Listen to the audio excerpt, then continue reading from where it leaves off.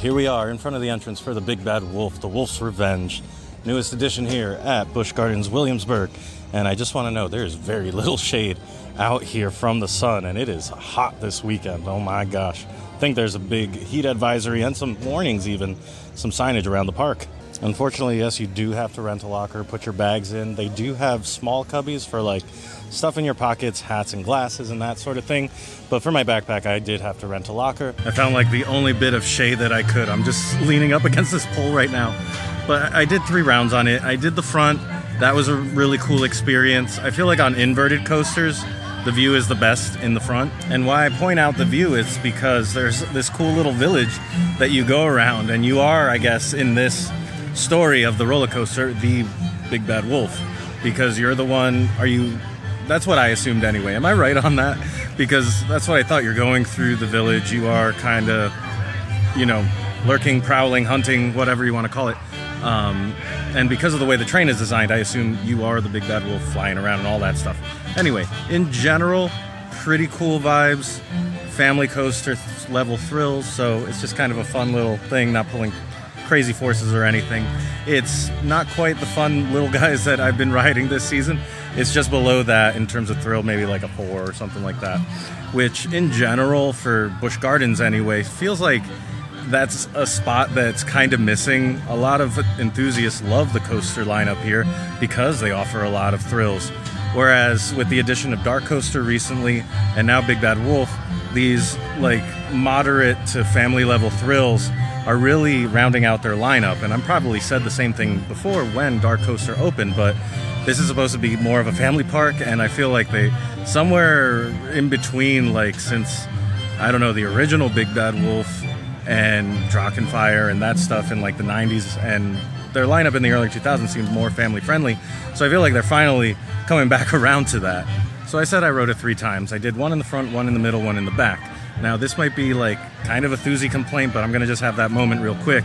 There is a noticeable bit of noise and rattle when I was sitting in the back, and also when I was waiting to load in the station. You could feel, I don't know when it was, but the other train that was coming up to the brake run, you felt some shake in the station when I was sitting waiting to be dispatched. I don't know if that's a good thing or bad thing, but I just wanted to note it. Now that's not to say any of the forces from like shake or rattle or whatever you want to call it was anything that detracted from the actual ride experience and the forces that you're meant to experience. It was fine. It was fine. Like, it didn't do anything bad to me, honestly. I think that as far as B&M goes, which this is the B&M family inverted, I would say that some of the forces that I've experienced on bigger, more thrilling B&M and recently installed B&Ms were kind of more distracting from the actual ride experience. This one, though, it's there, makes a little sound, doesn't really do much, though. It wasn't as noticeable, obviously, in the middle or the front. I wasn't even aware of it on the front, and that's where I started my day, because when I got here, it was like a 20-minute wait, and now it looks like it's about an hour. So definitely popular. It's great to see, kids getting on coasters at this park, not just and for whatever reason, Dark Coaster is closed today. So that means everybody's over here, because this is like the only starter coaster open at the park today. And it's cool that they have them kind of in the same section of the park. This is over here in the Oktoberfest area.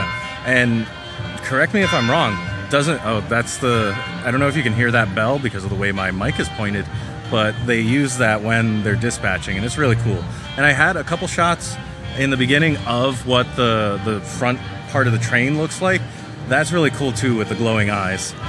So the other thing I was going to mention is this plot of land was definitely Drachenfire back in the 90s, right? And I heard that was not it. Like, nobody really liked that one. It only lasted like 5 or 6 years.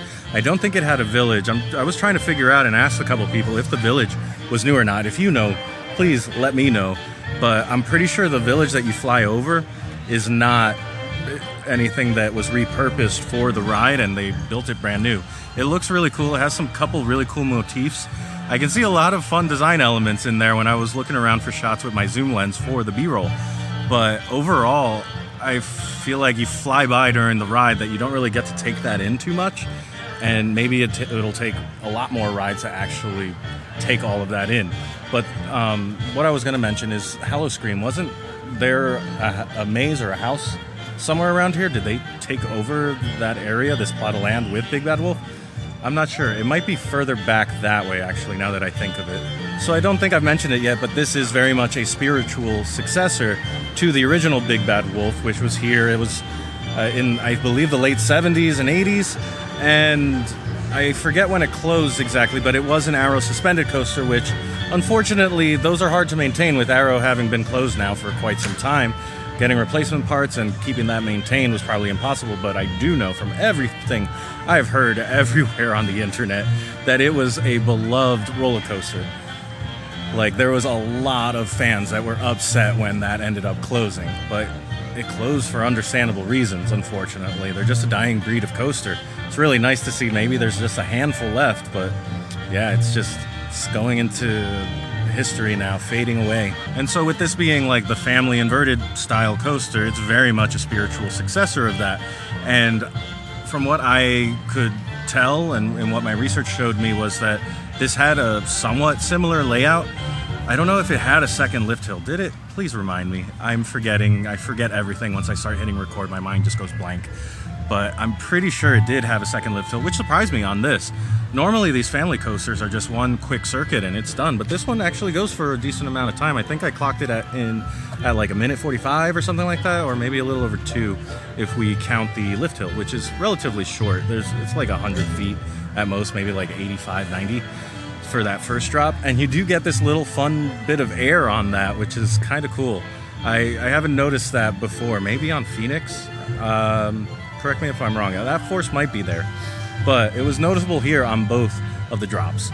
So you have that little drop there, and then from there you're just having some fun times banking and helixing and going around the village, then up the next lift hill and going around. It's not a village at the end. I forget what you would call that little area, but they have this really cool statue that I included in the B-roll right as I was looking past the first drop. The other thing that's always cool to me about just Busch Gardens Williamsburg in general, and I don't know if this is the case at like SeaWorld and the other parks in this chain, but they always seem to service their history pretty well and are very in tune with what their fans are enjoying and kind of anticipating what the next thing will be. So we have the second family coaster now. What is the rumor for the next one? Because I heard that a huge coaster, like a Giga or something crazy, is supposed to be coming, but that might just be rumor mill. That might be done, and this is what ended up happening instead. But in terms of like the merch that you see and everything, I've never seen another park that represents their defunct coasters quite as much as this. Maybe Cedar Point does as well, and to a certain degree Kings Island, but Busch Gardens Williamsburg, in terms of honoring the history of the park and its roller coasters, its defunct roller coasters, it seems to be pretty much up there. Now I spotted these cool little these beer barrels or kegs around here. It says, what does that say? Stärke Brau 1785. It's a cool detail. I saw a couple that were actually battle damaged. They have scratches for wolf claw marks all over them, which is pretty neat. But these are all over the queue outside here.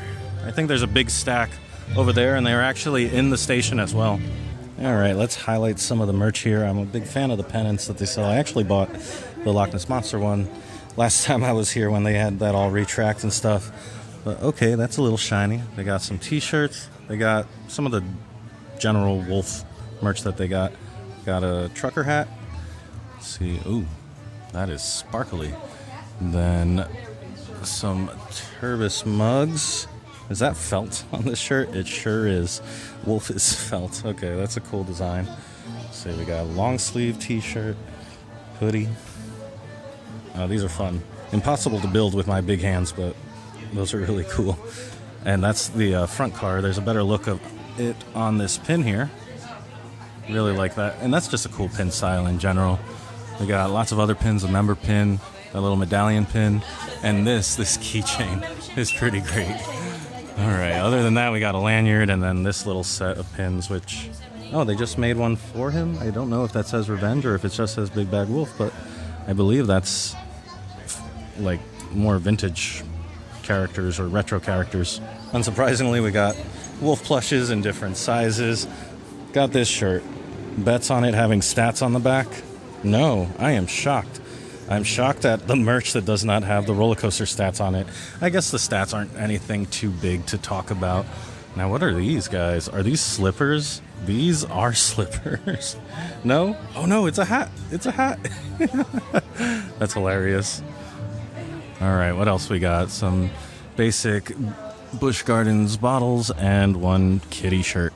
Now, the other thing I noticed as I turn this around here is they got this huge wreath thing with, like, reminds me of, like, the maypole up on the top. And then as I back up here, you'll see tons and tons of steins all throughout the top of that store, and then the barrels that I mentioned previously. And last but not least, we got to give a shout out to the Wolf Bubble Wand, Light Up Wolf Bubble Wand. That's a funny design. Look at him. Two quick things I forgot to mention when I was in front of Big Bad Wolf. Number one, the ride experience at night is supposed to be very vibey. It's supposed to have some sort of like different package, like apparently maybe there's fog, there's different lighting. I have no idea. I have to look it up. But a couple people told me about this. Maybe you guys can know and tell me about it. Something I definitely need to look up and investigate, but that would make sense that it is a different experience. I happen to be here on like the longest or second longest day of the year, and I have to hit the road, so I'm not going to be able to experience it for myself. Number two, the ride restraints are very unforgiving. They are not accommodating. There's a test seat at the entrance. Definitely try it out if you are like heavier set or, you know, taller or bigger in any sort of way. I don't know why Busch Gardens has a couple of rides like these that just don't accommodate bigger sizes. There might, I didn't verify this, there might be a seat on the train that's a little bit bigger because B&M tends to do that. I'm not sure about that though, but definitely try the test seat. When I was at the station, I saw two dads have to do the walk of shame, and it's such a bummer to see that. All right, so we've ridden the new coaster. We've gotten a +1 to the coaster count, which I believe we're at 357. They needed more family stuff that wasn't just a couple of flat rides. I honestly, now that I sat down and thought about it, like what else ride-wise are families doing? Like what is bridging the gap between kids going to the Sesame area and then kids going out to the park? I know there's a bunch of flat rides that are over by Verbolten and stuff, but like there's not many peppered throughout this park. So it's good to see the kids got something that they can enjoy. We're gonna continue to see this park evolve, and I'm here for it. Anyway, all that being said, thank you so much for watching. I'll see you next time, and I hope you go make your own adventure.